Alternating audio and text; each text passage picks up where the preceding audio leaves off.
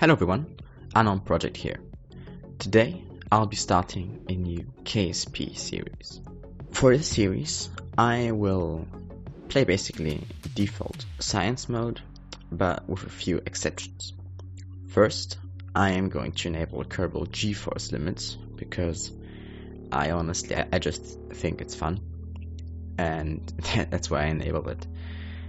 Also, I'm going to enable signal required for probe control, since it's not very realistic to be able to control your probe if you don't have a signal to it.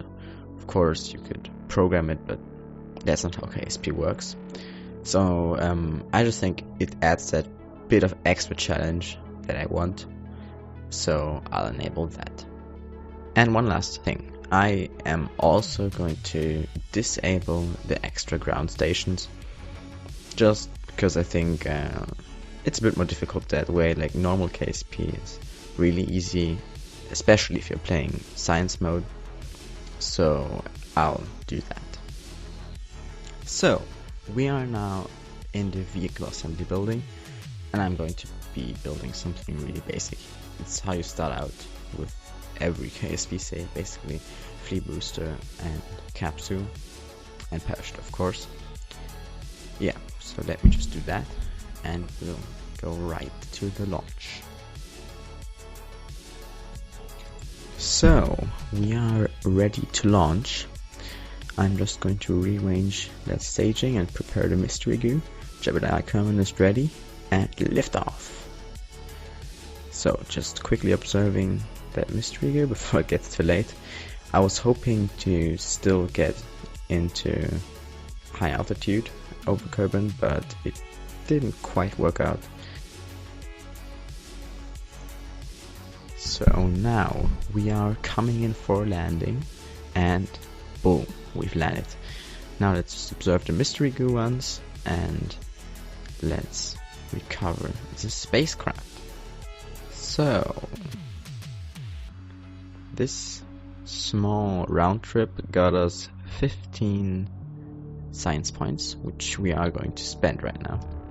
So now we are going into the research and development facility, and the first thing we're going to unlock is engineering 101, and after that basic rocketry. The other things we cannot afford yet, so we'll need to do another mission to unlock that. And now we're already in the vehicle assembly building. Let's first of all delete our first craft and start with a new one, add a new command pod. And since we've now unlocked the new liquid fuel tanks, we don't have to rely on solid rocket boosters for flight, so we can now use the liquid fuel tanks. A small tip when you're playing: how to duplicate selected objects: hold down Alt and then drag. It's pretty helpful in some cases, as you've just seen. I've done it. And then of course we're going to use the swivel engine, which has a gimbal and actually does generate electricity, which can be very helpful. Now it's not so important, but it might become important on further missions. Now we're going to add 4 thermometers, since we have now unlock them too, and just 2 mystery goo packs, since we've already got science from 2 different places with mystery goo, but from the thermometers we haven't, so we need 2 more of those. And now we are going to build the first stage, which will consist of also the newly unlocked hammer booster, which is a pretty good booster, but it's not quite enough for that what I want to achieve, and therefore I'm also going to add some flea boosters. But first, just some aerodynamic support, since we don't have any nose cones. It might get tight sometimes, so we'll use some basic fins. I sadly haven't unlocked the rest of the flight parts yet, but that will soon follow. Also, how you can switch between symmetry modes by holding or by pressing X, and if you want to enable or disable snap, you can do that by holding C. By pressing C, sorry. Now, since the flea boosters have less fuel, I'm going to make them burn at a slower pace, so they don't run out as quickly. They'll still run out a bit before the hammer booster, but the difference won't be as noticeable.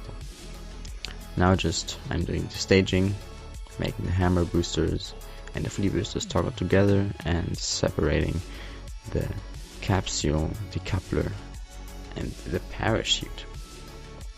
And easy as that, we have a rocket that is well capable of reaching a suborbital flight path, which we're going to do right now. So let's go directly into the launch. Jebediah Kerman is already very excited to fly this newly designed rocket and to gain even more science points. And also, don't forget to enable SAS. It happened to me when I started playing the game. Not good, just use it.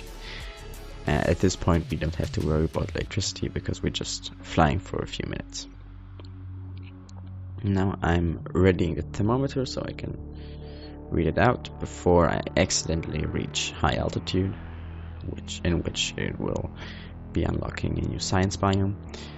I'm also trying to turn a bit, make a bit gravity turn, but the extreme aerodynamic pressure that's now going on the rocket won't allow me to do that, and the hammer booster doesn't have a gimbal, so just the SAS wheels, they aren't enough.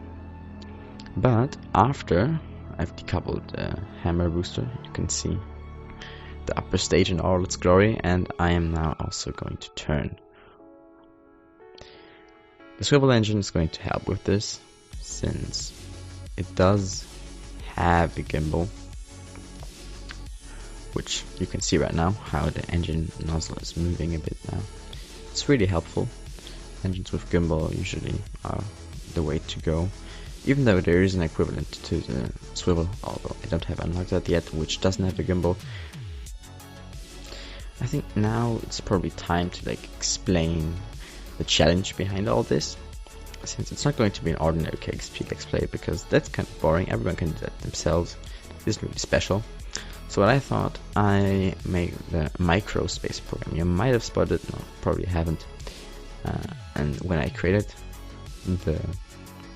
it's named microspace program because I have invented a challenge which we're going to use, and that means any rocket that lands on another celestial object, an exception of course Kerbal, must consist of small diameter parts, which means I can't use a hitchhiker module, I can't use the big ISRU thing, I can't use that, and also a lot of things that I can't use, which might make it a bit challenging sometimes. I can still use that for rocketry and for getting it there, but any ship that lands on another celestial object must consist of small diameter parts.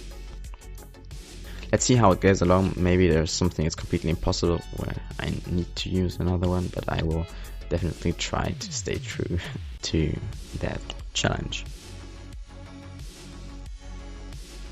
As you've seen now, we've completed all our science experiments, and you may be wondering why I hop out of my of the capsule and go back in.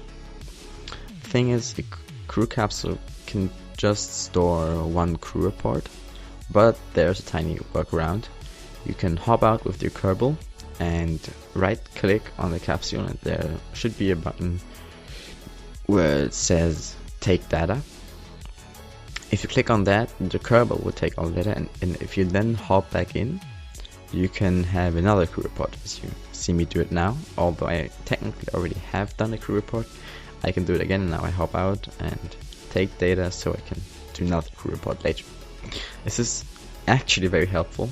I'm not sure if it also works with science experiments, I haven't tried that yet, but for crew reports it is also pretty essential, because if you're around other celestial objects, you can't have a million capsules laying around just to make some crew reports, and maybe you don't want to transmit things because you know you're coming back, and then it's just inefficient to transmit stuff.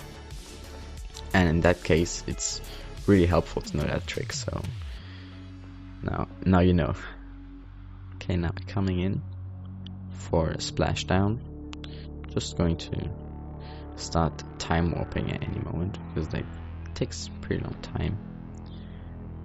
And doing another crew report. As you can see, that all whacked out. It's just really helpful to maximize the science you can get from a mission. Like, you're going to see I did get a lot of science from just this short flight using this trick, because it can make night and day difference.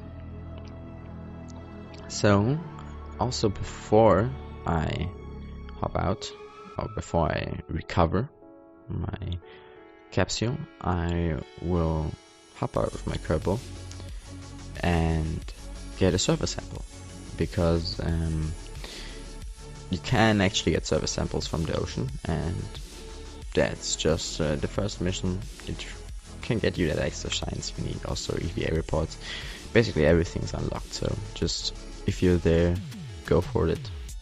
More science is better. We're in science mode after all, so why not go off that extra science. So now you can see again, taking the data so that I can take another crew report. I think I've taken like 5 crew reports in this mission, which normally would have been completely impossible. This trick is extremely powerful. I would encourage everyone to use it. So now the moment of truth. How much science have we got? Boom, we've got 87.5 science. That is insane for a mission so close in the beginning. It's second mission and we've already got close to 100 science. Which is really helpful now since we're going to the R&D facility to upgrade and unlock some of more parts. So we are unlocking the next booster and engine, although I mostly do it for the fuel tank, and of course a nose cone, since it's very helpful. Now we can't unlock anything anymore, but it's all costing 45. Too much for us, but in the second episode, you'll see how I'm going to use that and the next missions, how they're going to look. So, until then, don't forget to like, subscribe, and share the video, as well as ring the bell so you won't miss out on the future episode. Bye!